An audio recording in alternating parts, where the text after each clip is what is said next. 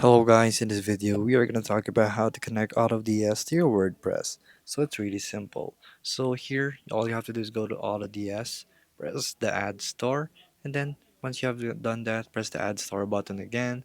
From there you will have to choose right here to connect your AutoDS to certain actual store types.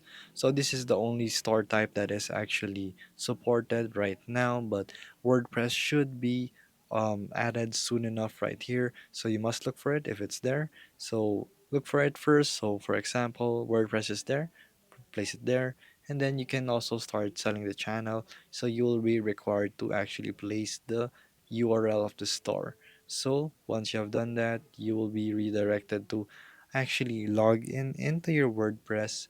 And here it's just WooCommerce as an example because I don't have a WordPress account. So this is just an example. After that, you've logged in, approved it, and now it's going to be under that section right there. So it's a store that you can manage and you can also update.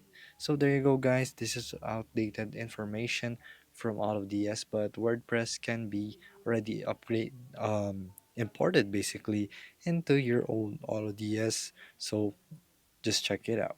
So if this video was helpful, please hit the like button and don't forget to subscribe.